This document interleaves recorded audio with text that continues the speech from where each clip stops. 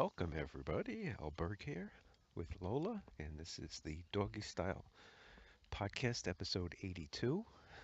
Yesterday's was 81. I said 82, but I'm correcting myself right now. It's a nice day in Long Island. It's about 8 a.m., and I'm working from home again today. Today is my deadline. I usually have a deadline the 21st of every month, and since it's actually tomorrow, which is Saturday. One of the things I did yesterday was transcribe a podcast. Ooh, mosquitoes out here. Um, and I noticed a couple of things. One is I say the word so many times. Come on, come on. I have a little stutter sometimes. I think I say it when I'm walking. I get distracted and I start my thought again. I could edit them out, but I don't. Okay. You want to go across? Come on.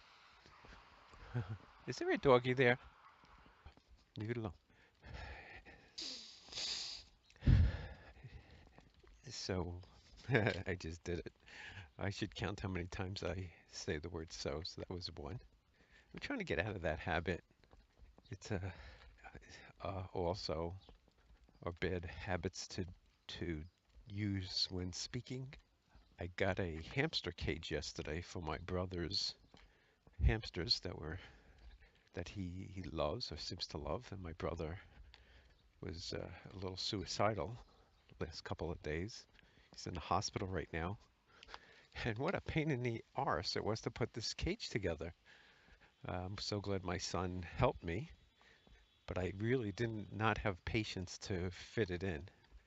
So anyway, the hamsters are very cute. I was getting a little worried because one wasn't climbing around.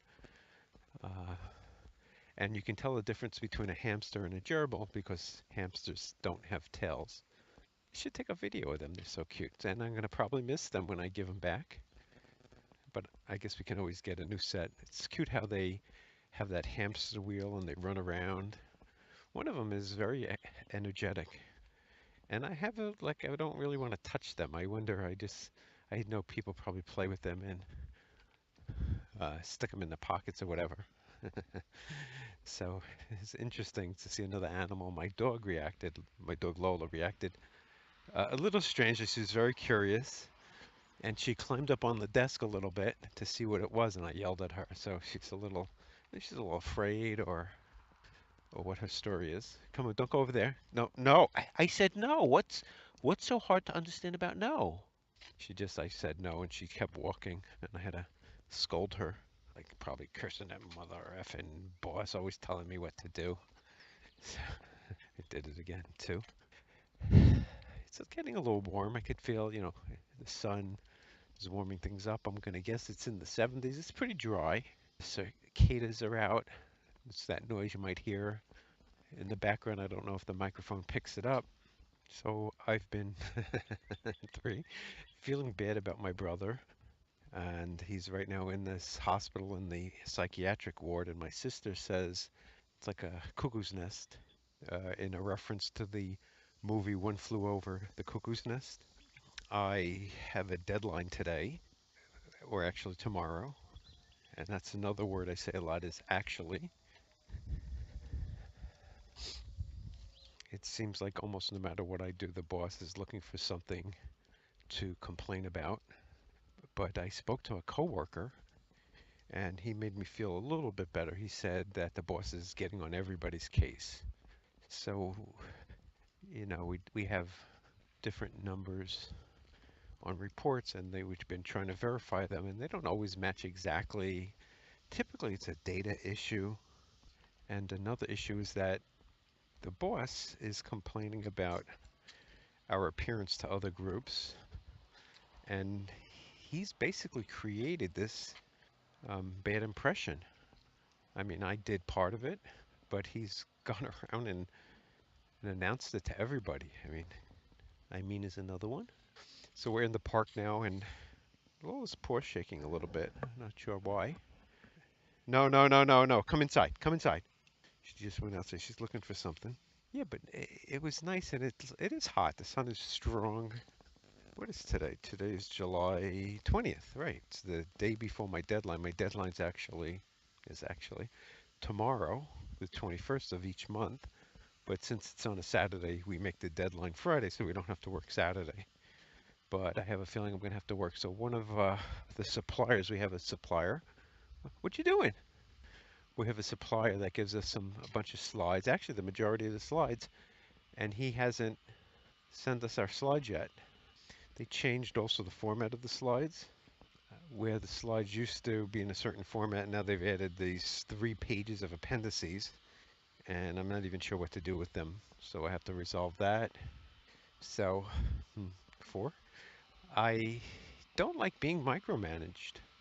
I also don't like that it feels like everything I do, my boss is overly critical. Like he can't let anything go by without making a comment.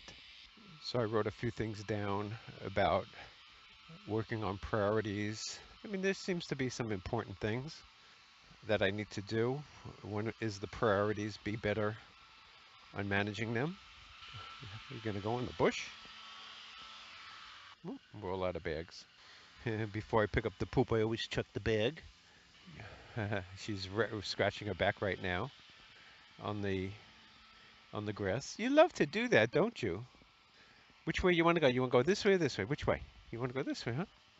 Looks like a dog ball. Yes, so there it goes, number 5. Could use a better phrase than yes, so. My brother wants to die. He's depressed. I'm not even sure. So I'm not even sure what depression is. Jordan Peterson said, imagine a pet died and how sad you'd feel and just feeling, I don't know if he said it feeling worse. I have to find that. And then I asked my wife, is that what depression's like? And she kind of agreed with it. So I should ask my brother, what is depression like, or is that going to make him more depressed? I do believe that part of his depression is his thinking, right? So you could get you could look at situations from 2 point of views, and maybe this is really what I need to talk to him about on the two movie hypothesis, not necessarily the Scott Adams one. Of course, the Dilbert creator Scott Adams has this hypothesis on how everybody's watching 2 different movies. The Trump supporters have one movie, we say Fox, and the liberals have another, which is MSNBC, CNN, and all the other networks, which are basically liberal. Hollywood. So if I didn't say before, I'm taping this session by skipping silence, so it might sound a little choppy. If it does, I apologize in advance. Grass is very dewy today. I'm not sure why my sneakers were all wet. One of the enjoyable things is to just sit in a park and read a book with your dog. Just hang out.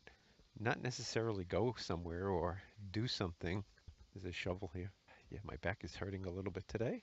Not sure why. She seems to have found something that she's interested in. She smells a lot and then she finds a spot and then pees on it. I'd like to convince my brother that his depression, but I don't even know. I'm not a professional. It would appear that depression is related to your thoughts. And if you're thinking how bad everything is, you live in this depressed world. If you live in the past, I had, or in the future, future worry, that does seem to be what causes a lot of problems. Now, whether this is true or not, and I've been saying that a lot of stress is self-induced, very easy thing to say, but there seems to be some truth to it. So I think he could do well with meditation, mindfulness, a class on it. It does seem to reduce depression. I kind of liked it. Okay, so Lola's still inside the park and I'm walking out. What are you doing? Come on, come on. See if she knows. So I'm standing. Come, come here, come here. Come on, come around, come around, come here, come. How do you get here? Go around. You don't know how to do that? I have a treat. Come get the treat. Kim, come get the treat. Here. Where's the treat? Go get it. Yeah, she knew. Come, it's right here. I do like stop. Okay, we gotta put your leash back on. It's a little warm. It's getting warm. I'm glad we went out early. You're a beautiful dog. Let's give you a nice kissy. Oh, so kissable, so delicious. Where do you want to go? I'll follow you. Go ahead. Where do you want to go? You want to cross? Come on. Wait, wait. Oh, there's a doggy over there. You want to go see the doggy? This is doggy. It's a little two doggies. Two doggies. You want to go say hello to the doggies? We can say hello. Oh, the woman doesn't want to say hello. Well, just walk this way. Maybe she's not a Yankee fan. What are you doing? Or maybe she knows they're not friendly. Oh, ow, jeez. Fuck. Oh, Lola's more interested in the kitty cat. Are you interested in that kitty cat? Stop. So there's a kitty cat, a black kitty cat, and Lola like walked up to it, and the kitty cat just stood its ground. Hey, kitty cat, that's a beautiful kitty cat. Psst, psst, psst, meow. Look at the beautiful kitty cat. That's a beautiful kitty cat, right? Yes. It's a black cat with, I guess, green or yellow eyes. Very, very pretty. Let's take a picture of the kitty cat. Hopefully it comes out. Come on. Okay, we got two pictures of the kitty cat. Let's take Lola. Lola, you want to smile for the camera? Over here. You want to look at the kitty cat? You want to go stay play with the kitty cat? Where's the kitty cat? Where's the kitty cat? Okay. Where do you want to go? Let's go. Let's go back. Come on. You go smell those dogs. Come on. Come on. So tonight, my son's girlfriend is coming over. I did so again. I have to clean up the house. I just had a, I just had a flashback for a second on summer camp and going to camp. And I remember going to summer camp when I was, I think, in seventh grade, and how much I enjoyed camp. I was also a camp counselor when I was 19. I really liked that. I would almost say I loved it. There was something about it.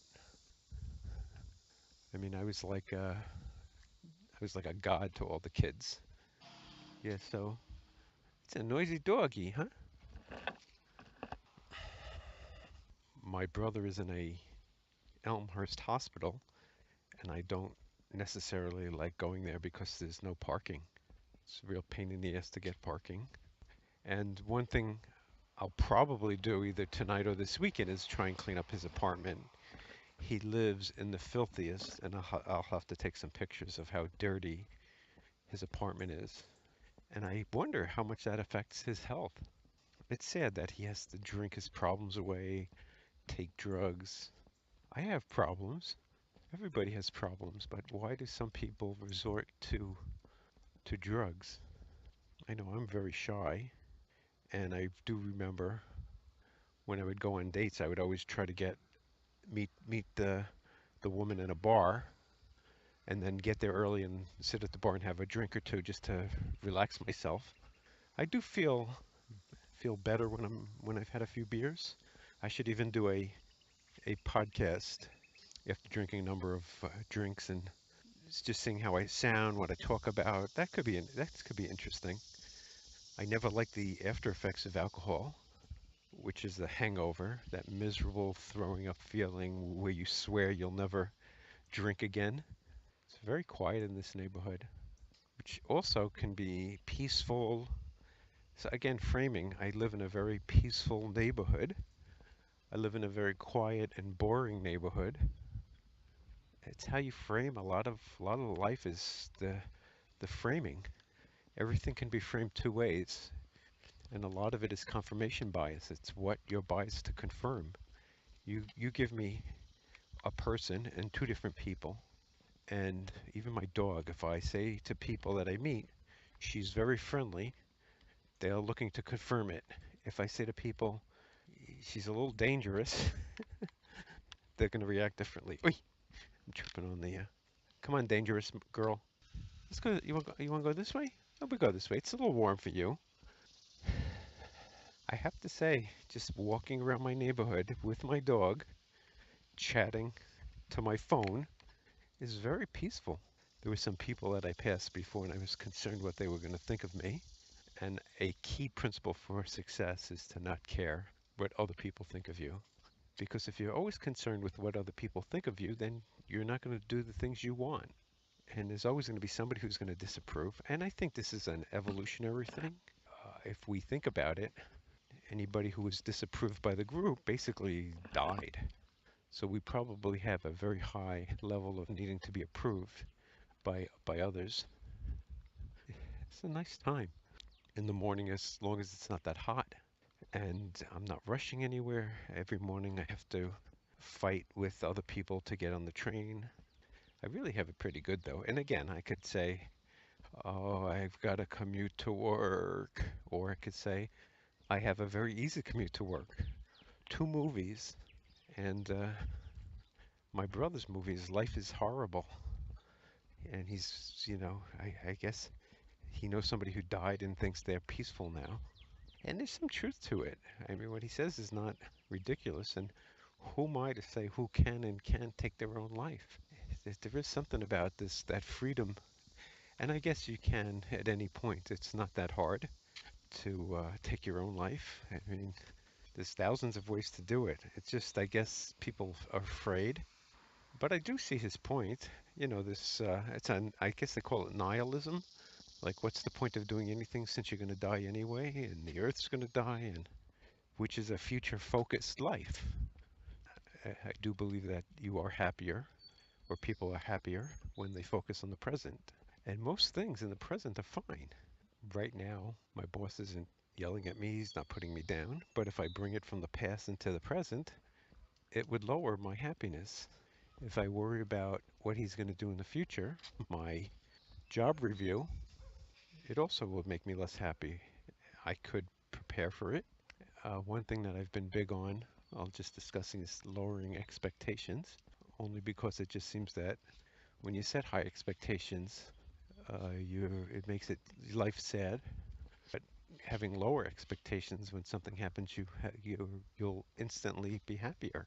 I mean, if your expectations is to be a billionaire, because there's not that many billionaires, but if your expectations, and the amount of money you have has a little correlation with how happy you are. I'd be willing to bet. I'm sure if you don't have any money, that's probably bad, but you see these kids playing and having fun in a war-torn country.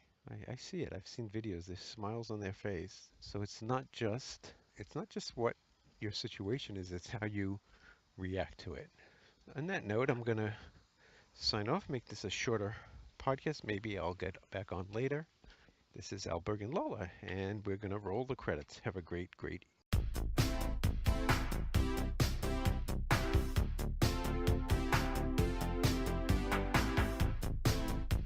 Thank you so much for listening. I really appreciate it. The 4 rules I try to live by are: number 1, life is short and goes by extremely fast. 2, if you do what you've done, you get what you've got. 3, step outside the comfort zone. 4, there is only now, so live in the present. Please subscribe and like this video because it helps me and hopefully helps you. Please leave a comment, as I'd love to hear from you. You can follow me on Twitter and Periscope at Alec Berg. To get more information, check out t2do.com. That's 4 characters. The letter T as in Tom, the number 2, D-O, that's t2do.com. See you until next time.